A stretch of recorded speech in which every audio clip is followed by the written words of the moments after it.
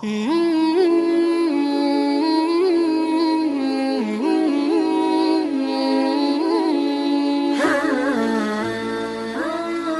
uqubati anhu fama qama bihaqqi awsafih. Siapa yang beribadah karena mengharapkan sesuatu dari Allah atau untuk menghindari hukumannya, berarti belum menunaikan hak-hak sifatnya, yang akan dijelaskan secara detail dan ditutup dengan doa di akhir acara oleh Bapak Ustadz Awang Abdul Razak. Kepada Bapak Ustadz, waktu dan tempat kita persilahkan. Assalamualaikum warahmatullahi wabarakatuh. Waalaikumsalam warahmatullahi wabarakatuh. Bismillahirrahmanirrahim. Alhamdulillahirabbil alamin. Assalatu wassalamu ala asyrafil anbiya'i wal mursalin wa ala alihi wa sahbihi ajmain. Asyhadu an la ilaha illallah wahdahu la syarikalah wa ashhadu anna Muhammadan abduhu wa rasuluhu allazi la nabiyya ba'dah. Allahumma shalli wa sallim wa barik ala sayyidina Muhammad ibn Abdullah wa ala alihi wa sahbihi wa mawalah, amma ba'du. Qala Allah ta'ala fi minal Qur'anil Karim, a'udzu billahi minasy syaithanir rajim, wasari'u ila magfiratin min rabbikum wa jannatin arduhas samawati wal ard uiddat lil muttaqin. Shadaqallahul adzim. Wa qala Rasulullah Muhammad sallallahu alaihi wasallam, laulan naru ma sajada lillahi sajidun. Wa qala aidan, la yakun ahadukum kal abadisu in khafa amila wala kal ajirisu ilam yu'tal ujrah lam ya'mal.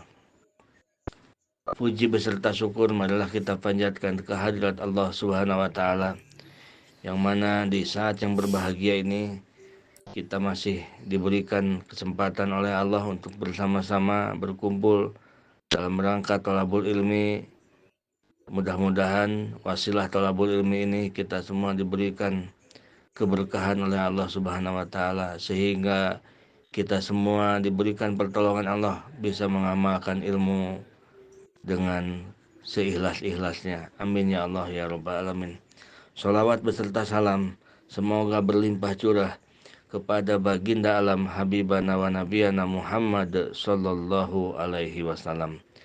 Ibu-ibu, bapak-bapak jamaah RFM yang dirahmati Allah Subhanahu wa taala, kita buka dulu dengan kita tawasul hadiah untuk musannif kitab ila hadrati ususan mu'alifi hadal kitab Syekh Ibnu Athaillah As-Sakandari wa Syekh Athaiyah wa Syekh Abdullah wa Syekh Abdullah As-Sarqawi Al-Khalwati wa Syekh Ibnul Ajibah,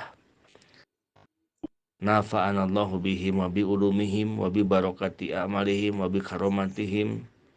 Syai'ulillahi lahumul fatihah. A'udzu billahi minasy syaithanir rajim. Bismillahirrahmanirrahim. Alhamdulillahi rabbil alamin arrahmanir rahim maliki yaumiddin. Iyyaka na'budu wa iyyaka nasta'in ihdinas siratal mustaqim. Siratal ladzina an'amta 'alaihim ghairil maghdubi 'alaihim waladdallin. Rabbighfir lana amin. Bismillahirrahmanirrahim. Man abadahu li syai'in yarjuhu minhu. Barang siapa yang ibadah kepada Allah karena sesuatu yang ia harapkan dari Allah. Satu, auliyadfa'a bi ta'atihi wurudal uqubati anhu, atau beribadah kepada Allah karena menolak sesuatu datangnya balai kepadanya. 2. Famaqoma bihaqi ausopihi, maka tidaklah ia mendirikan hak sifat-sifat Allah Subhanahu wa ta'ala. Itu judul hikmah kita yang ke-90. Jadi kalau di jamu subuh ini kita minum jamu agak pahit, tetapi nggak apa-apa. Pahit-pahit yang penting menyehatkan, menjadi wasilah sehat, daripada manis-manis malah jadi penyakit. Mending minum pahit tetapi jadi sehat mudah-mudahan. Karena ini adalah dihanca itu dideras tiap hari, tiap hikmah, tidak dilewat-lewat, tidak dipilih-pilih. Yang manis kita dengar, yang pahit kita dengar. Nah, jadi pas yang pahit-pahit ya wajar. Jadi ibu-ibu, bapak-bapak, yang pertama adalah kita kosongkan dulu pikiran kita tentang hal dunia. Kita kesampingkan dulu, kita lemahkan dulu nafsu kita, agar ilmu yang kita dengar dari hikmah ke-90 ini bisa meresap ke dalam kolbu kita, sehingga tidak ada penolakan di dalam hati kita. Karena kalau ada penolakan, yakin itu nafsu kita. Karena yang namanya kebaikan itu bertolak belakang dengan nafsu. Di hikmah ke-90 ini, man abadallaha ta'ala li syai'in yarjuhu minhu fid dunya kasa'ati rizki wa thayyibil ma'isah aw fil akhirah ka jannati wa naimiha aw liyadfa'a anhu fid dunya kadayki rizki wal amrad wa ghairihima aw fil akhirati kanari wa nakilih famaqoma bihaqi awsafi rububiyati allati hiyal adamah wal kibriya wal izzatu wal gina wa jami'u awsafil kamali wa nu'util jalali wal jamal. Itu maksud dari hikmah yang ke-90.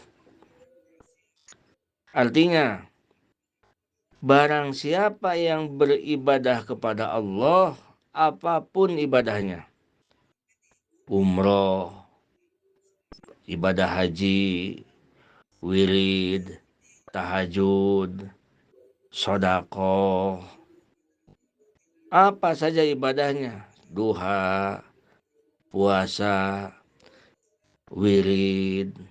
Jadi ini pembekalan untuk riadoh kita. Untuk riadoh kita nih pembekalan pas nih. Apapun jenis ibadahnya, barang siapa yang beribadah kepada Allah, apapun jenis ibadahnya. Nah, karena terdorong mengharapkan sesuatu, terdorong oleh sesuatu yang diharapkan dari Allah. Jadi mau wirid karena didorong oleh kepentingan. Gitu. Mau puasa karena didorong oleh kepentingan. Baik kepentingan hidup di dunia atau kepentingan hidup di akhirat. Kepentingan di dunia seperti mau wirid, mau sholat duha, kasaati rizki, seperti ingin diluaskan rizki. Yang mendorong dia mau sholat tahajud, ingin diluaskan rizki, ingin hidup bagus, senang, atau urusan akhirat, kal jannati wa naimiha, dia tahajud, dia sedekah, dia sholat, ingin masuk surga dan ingin kenikmatan surga, atau lihat anhu fidunya kadoi rizki, atau dia menolak keburukan dunia. Dengan sholat tahajud, dengan sodakohnya, dengan apapun yang ia lakukan ibadahnya, ia menolak, ingin dijauhkan dari doyki rizki, dari sempitnya rizki, hidup susah, wal omrodi, dari sakit. Itu di dunia. Awapil akhirati, atau dalam kepentingan akhirat, kanari, seperti neraka, wanakilihi, dan siksaan neraka. Ibadah itu karena takut dengan neraka, tahajud karena takut dengan neraka, duha karena takut dengan neraka, baca al-mulku karena takut dengan siksa kubur. Nah, famaqoma bihaqi awsafi rububiyah allati hiyal adomatu wal kibriya'u. Nah, itu jawabannya. Maka dia tidak mendirikan dengan hak-hak sifat ketuhanan, yaitu kebesaran, kemuliaan, kekayaan, kesempurnaan, kebesaran, dan keelokan Allah Subhanahu wa Ta'ala. Jadi ibadah yang ada dorongan-dorongan seperti yang disebutkan tadi, itu ibadah bukan tidak baik, tetapi kurang baik dan tidak sempurna. Baca sholawat, contoh, baca sholawat, tapi tujuan yang mendorong dia membaca sholawat, kepentingan balasan. Baca sholawat, banyakin baca sholawat karena ingin datang rezeki yang tidak disangka-sangka. Baca sholawat karena ingin kebeli tanah orang, ingin kebeli mobil. Ini adalah amal-amal orang yang awamul muslimin, orang yang tidak tahu dengan ilmu agama. Jadi orang-orang yang baru belajar agama, itu sudah lumayan, tetapi jangan dikatakan baik. Nah, ini jamunya. Itu jamu pahit itu adalah, dengan jamu ini mudah-mudahan kita jadi benar. Nah, itu sudah lumayan daripada tidak. Tetapi karena ingin menjadikan amal yang berharga di sisi Allah Subhanahu wa Ta'ala, jika tujuan seperti itu kurang baik. Kurang baik tujuan seperti itu. Apalagi kalau sengaja ingin mobil selawatin, ingin ini selawatin, kalau tujuan sengaja. Oleh karena itu, para ulama dalam kitab Iqadul Himam membagikan derajat-derajat ibadah. An-nasu fi ibadatillahi, manusia dalam ibadah kepada Allah, bi'tibari ikhlasihim ala sasati aksamin.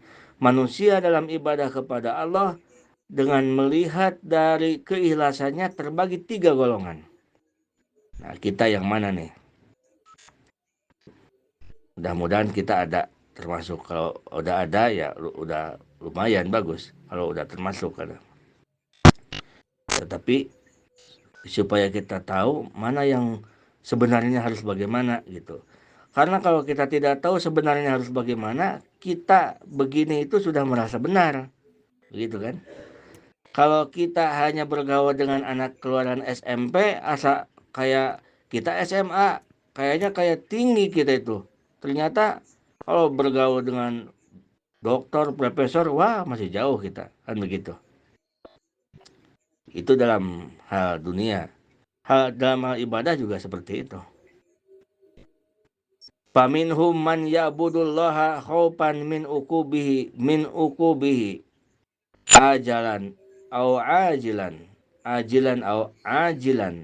au tama'an fi rahmatihi wa hifdihi ajilan au ajilan wa hum awamul muslimin fa ibadatuhum ma'lulatun wa madhulun.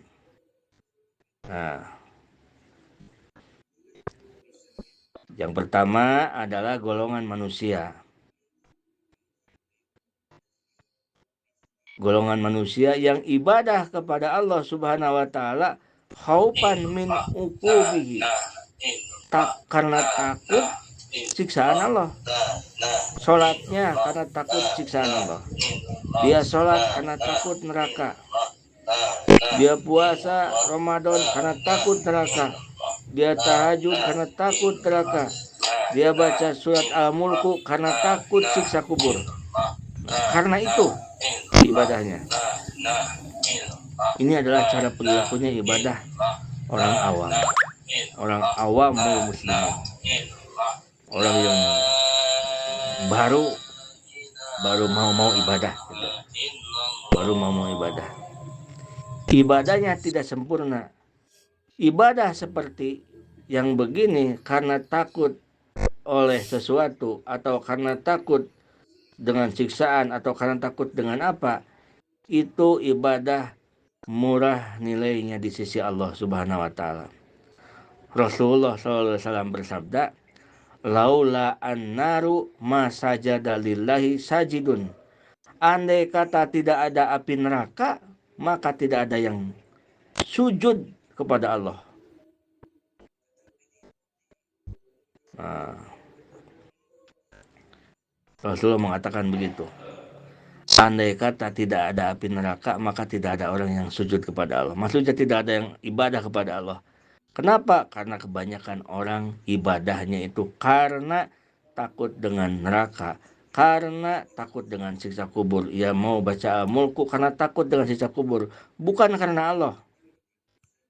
Nah, udah mulai nih. Udah mulai. Artinya bukan golongan tidak baik, tapi kurang baik kalau ibadah seperti ini. Dan Rasulullah SAW bersabda di dalam hadis yang lain, la yakun ahadukum kala abdi su. Janganlah ibadah di antara kalian kala abdi su, seperti hamba yang jahat. Bagaimana hamba yang jahat? In khofa amila, bila mana ia punya takut baru dia beramal, baru dia ibadah. Takut karena seseorang baru dia tahajud. Takut karena ini baru dia ibadah.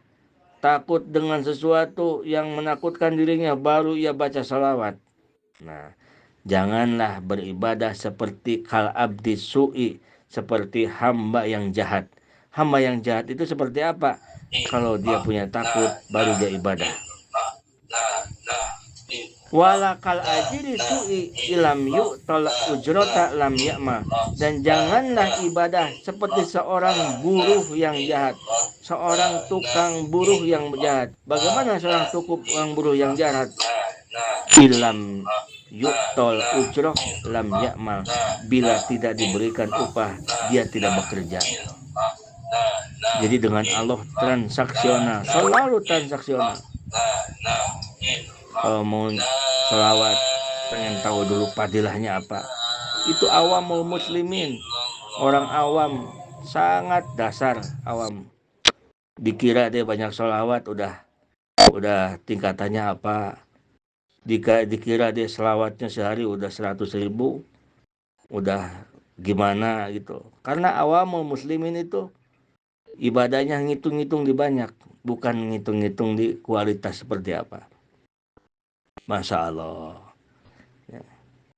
Jadi kata Rasulullah SAW, walakal ajri su'i ilam yu'tal ujrota lam ya'mal. Jangan seperti seorang buruh yang jahat. Bila tidak diberi upah, dia tidak bekerja. Kalau baca Yasin, kalau tidak tahu padilahnya nggak mau dia. Kalau baca sholawat, kalau tidak tahu keutamaannya, tidak mau dia.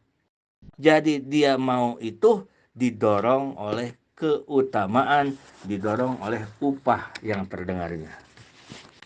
Nah,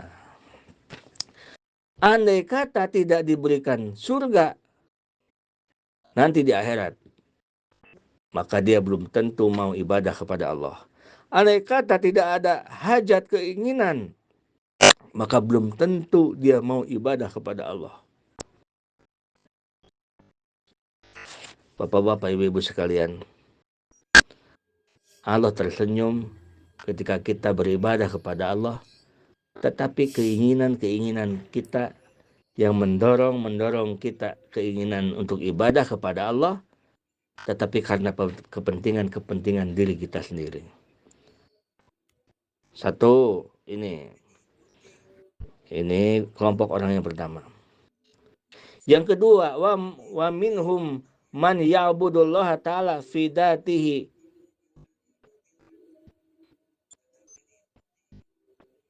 wa sauqan ila liqaihi la tama'an fi jannatihi wa hibdihi wa la khaufan min narihi wa nakilihi wa hum al mahbub asairun.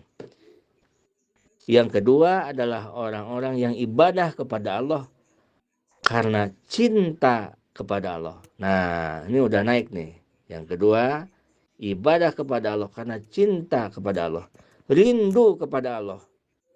Ini golongan pecinta, al-mahbub, muhibin, orang pecinta Allah. Mereka ibadah karena ada kerinduan kepada Allah dalam ibadahnya. Ini orang-orang yang sedang berjalan menuju hadrat Allah Subhanahu wa Ta'ala. Cirinya kalau ia lagi gelisah hatinya, dia baca Quran, dia senang, tenang. Kalau lagi bingung-bingung, pusing-pusing, lagi bingung-bingung, lagi galau, dia wirid, tenang hatinya. Nah, ini udah termasuk. Itu ciri, udah termasuk bahwa ini ciri di antara orang-orang yang ibadah kepada Allah, ada rasa cinta kepada Allah. Sudah tidak ada lagi keinginan la tamaan fi jannati, tidak ingin dengan surganya Allah, itu urusan Allah lah, masalah surga neraka mah.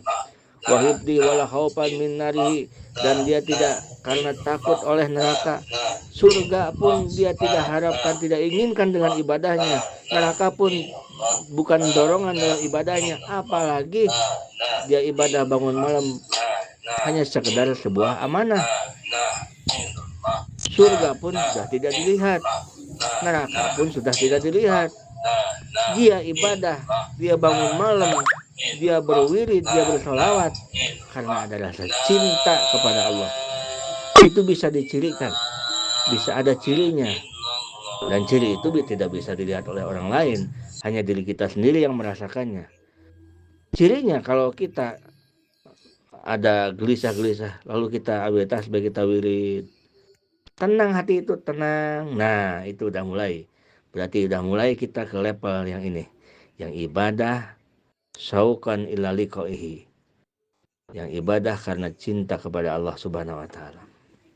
Yang kedua itu. Yang ketiga, wa minhum man ya'budullaha ta'ala sidqan bil ubudiyah wa qiyaman bi wada'i bil ubudiyah wa adaban ma'adamati rububiyah humul arifun. Yang ketiga, orang-orang yang ibadah kepada Allah karena membenarkan kehambaannya dan melaksanakan hak-hak Tuhannya semata-mata karena Allah, tidak ada keinginan apapun, semata-mata aku ini hamba Allah yang mesti ibadah kepada Allah. Jadi orang yang tingkat ketiga ini ibadah kepada Allah ini, dia hamba dan Allah Tuhannya. Pasti kewajiban hamba adalah patuh kepada Tuhannya. Jadi tidak ada kepentingan apa-apa. Tidak ada kepentingan A, B, C, D. Tidak ada takut-takut, tidak ada apa. Sudah melewati masa-masa cinta. Cinta sudah terlewati. Yang ada dia hanya saya seorang hamba dan Allah Tuhan saya. Kewajiban seorang hamba adalah mengabdi kepada Tuhannya. Tahajud mengabdi kepada Tuhannya. Duha mengabdi kepada Tuhannya. Puasa mengabdi kepada Tuhannya. Ini tingkatan yang ketiga. Kita praktekkan agar kita bisa paham. Kita praktekkan di contoh. Rasulullah Shallallahu Alaihi Wasallam bersabda dalam satu hadis, suratul waqiah, suratul ghina. Suratul waqiah adalah surat kekayaan. Faqra'uha, maka bacalah suratul waqiah itu. Wa allimuha auladakum, dan ajarkanlah surat waqiah itu ke anak-anak kalian. Nah, bapak-bapak, ibu-ibu sering dengar hadis itu, tetapi maknanya kemana arah makna dari maksud kalimat itu? Nah, jadi orang-orang yang membaca suratul waqiah tersebut terbagi 3 kelompok yang tadi. Ada orang awamul mukminin, awamul muslimin nih. Mereka tiap malam baca waqiah. Harapannya ingin sugih. Harapannya ingin banyak harta. Harapannya ingin jembar rezeki. Nah, satu itu. Yang kedua, ada orang golongan-golongan yang kedua, ia membaca suratul waqiah, membacakan kalam Allah, membacakan dauh Allah. Nah, urusan rezeki, jembar atau bagaimana itu urusan Allah, biarlah. Saya udah gak mikir ke situ. Yang penting saya membaca waqiah, ini adalah kalam Allah, firman Allah. Jadi dia membacakan firman Allah, sehingga dalam membacanya itu sudah mulai ada hadir hati, karena dia membacakan firman dari zat yang dia ibadah kepadanya, yaitu Allah Subhanahu wa Ta'ala. Nah, yang ketiga, tingkatan yang paling atas, dia membaca waqiah. Hadisnya sama yang tadi, suratul waqiah, suratul ghina. Dia membaca kalam Tuhannya. Aku baca Fatihah, aku baca waqiah, dan aku melaksanakan perintah Tuhanku karena diperintah oleh Rasulullah. Yang tadi soalnya dari Allah Subhanahu wa Ta'ala, bahwa Rasulullah memerintahkan bacalah suratul waqiah. Jadi dia membacakan suratul waqiah itu semata-mata menjalankan perintah Allah. Nah, ibu-ibu, bapak-bapak sekalian, nyambung dengan satu hadis, man sagolahu dzikri an mas'alati, barang siapa orang yang disibukkan dengan zikir kepadaku, barang siapa yang disibukkan dengan membaca Al-Quran, barang siapa yang disibukkan dengan wirid kepadaku, sehingga dia tidak sempat meminta kepadaku. Zikir aja terus, wirid aja terus, waktu baca waqiah, waktu baca salawat, baca salawat. Maksudnya nggak dibanyakin minta gitu. Nah, ataulahu, maka Allah akan memberikan lebih bagus dari apa yang diberikan kepada orang-orang yang minta. Kalau orang-orang yang minta, misalkan minta rezeki, minta ini, dia baca waqiah, minta ini, dikasih misalkan 10. Kalau orang yang tidak pernah minta sama sekali, karena dia hanya sibuk menjalankan perintahan Allah, sampai tidak sempat meminta, bisa 100, bisa 1.000.000, dan lebih-lebih dari orang yang dipinta. Karena apa? Karena tidak ada dorongan yang mendorong dirinya, kecuali dorongannya adalah menjalankan perintah Tuhannya. Nah, jadi itulah bapak-bapak ibu sekalian. Oleh karena itu, tingkatan ibadah yang pertama, awamul mukminin, ibadatuhu binafsihi linafsihi. Ibadahnya itu binafsihi, oleh dirinya, linafsihi, untuk dirinya. Kalau orang awamul mukminin seperti itu, ibadah seperti contoh, saya baca waqiah, yang ingin membacanya saya, yang bisa membacanya waqiah itu saya, dan tujuannya juga untuk saya, untuk kehidupan saya, untuk untuk dirinya supaya hidup banyak rezeki. Binafsihi linafsihi. Coba pikir, coba tafakur oleh kita. Adakah kepada Allah? Tidak ada kan? Tidak ada. Maka di dalam kitab Jabur itu udah ini lagi, udah lebih keras lagi itu. Nah, itu orang awamul mukminin seperti itu. Ibadatuhu binafsihi linafsi. Ibadahnya dia oleh dirinya, perasaannya nih oleh dirinya, untuk dirinya. Yang bisa tahajud saya. Dan tahajud ini untuk keperluan saya. Bahwa saya dunia misalkan ingin diluaskan rezeki. Atau akhirat. Bahwa saya ingin masuk surga dengan tahajud ini. Jadi tidak ada yang sampai ke Allah yang dia lakukan ibadahnya itu untuk kepentingan dirinya. Sudah mengaku dirinya bisa ibadah dan untuk kepentingan dirinya. Satu itu. Itu jamu yang sangat pahit. Jamu sido muncul. Untuk kita semua, termasuk untuk Pak Ustadz yang bicaranya. Masya Allah. Oleh karena itu orang lain mah istighfar, kita mah udah bingung. Istighfar apa ya? Saya ini rasanya udah dosa ini, dosa apa ya? Judi nggak pernah, saya nipu nggak pernah, saya jinah nggak pernah. Dosa apa ya? Kita nggak berasa. Kita ibadah mengaku kita yang bisa, kita yang mampu. Itu dosa.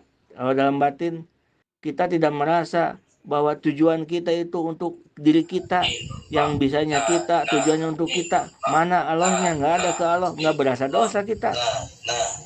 Itu mah makanan dewek, dibikin sendiri, seperti orang bikin nasi sendiri, habis bikin nasi dimakan sendiri, seperti itu. Nah, tetapi kita karena keawaman kita, karena ketidaktahuan kita sudah merasa benar, kita sudah merasa orang yang ahli ibadah. Padahal kalau dibuka dalam ilmu agama ternyata kita masih di dasar. Oleh karena itu istighfar kita. Astagfirullah ya Allah, astagfirullah, astagfirullah ya Allah, ampunilah ya Allah, maafkan dosa saya ya Allah. Ternyata saya salah ibadah ini. Nah itu. Kenapa semakin tinggi orang ilmunya, semakin banyak istighfarnya? Karena semakin banyak yang dia temukan dosanya. Orang yang dia tidak tahu apa-apa, dia akan bingung untuk istighfar. Karena yang dia rasakan dosa itu adalah dosa maling, dosa judi, itu dosa. Yang penting jangan maling ayam aja. Itu nggak, kalau maling ayam kan dosa. Disangkanya pikirnya itu dosa itu seperti itu saja. Padahal ada dosa mencuri. Mana mencuri yang batin? Mencuri kekuasaan Allah, mencuri sifat Allah. Yang seperti apa? Seperti yang mampu itu adalah Allah. Kudrat itu adalah Allah. Kita mengaku bahwa kita mampu. Yang tahajud itu saya, yang ingin itu saya.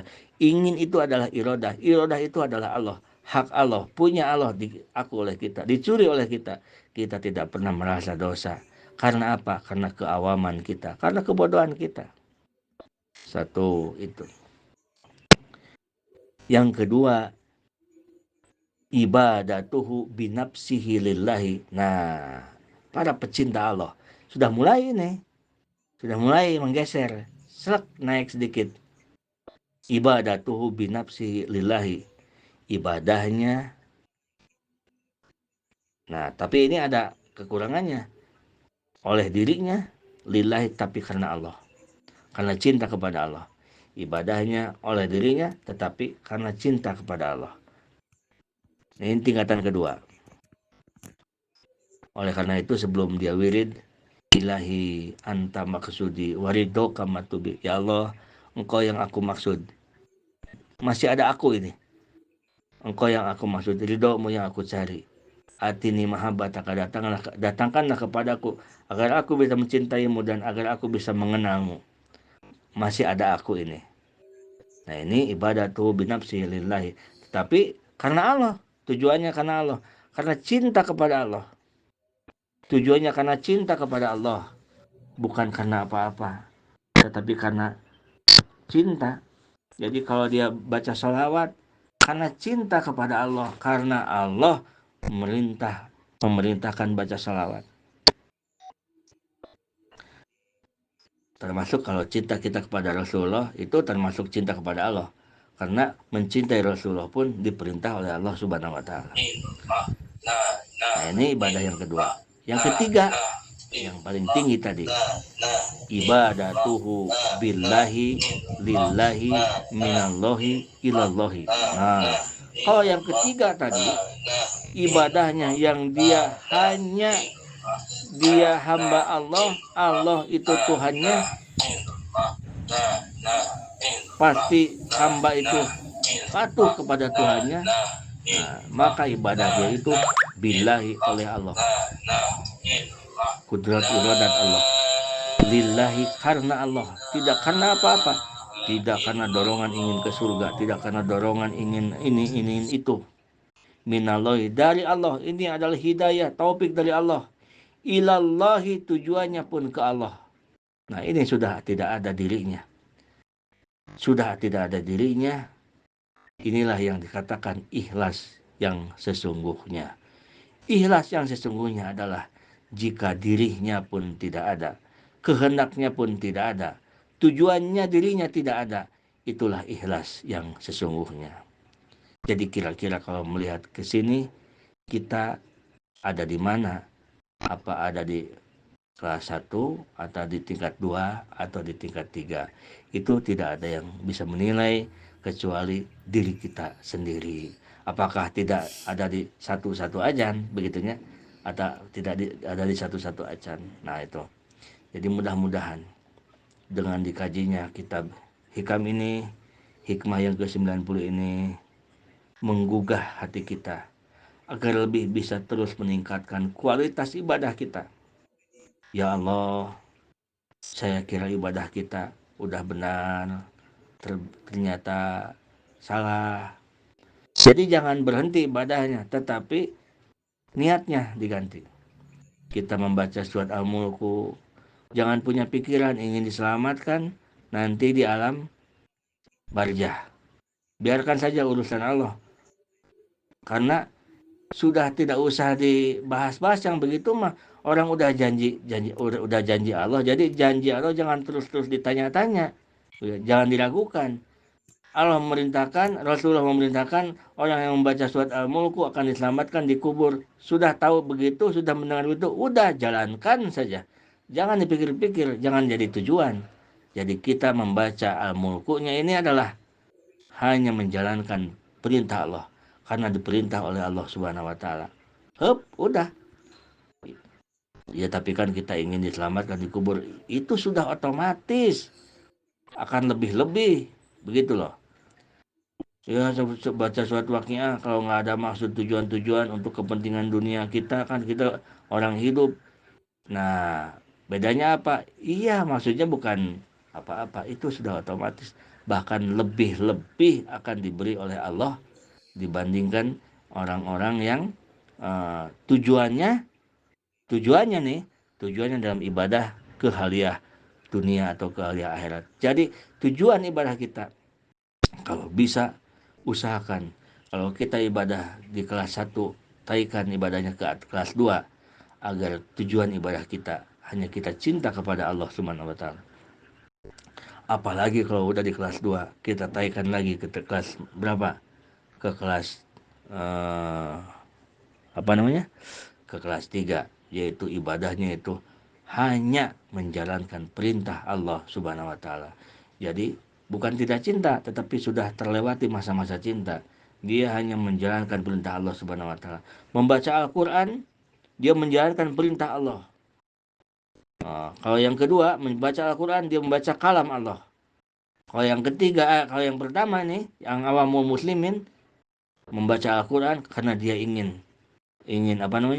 surga, karena dia ingin ini. Maka dia keinginannya itu tidak berhubungan dengan keinginannya itu tidak berhubungan dengan apa yang disebutkan dalam level-level ibadah ini.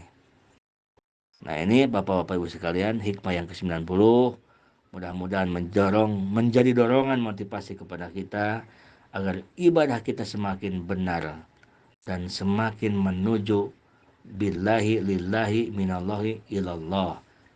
Alhamdulillahi rabbil alamin. Hadanallahu wa iyyakum ajmain. Assalamualaikum warahmatullahi wabarakatuh.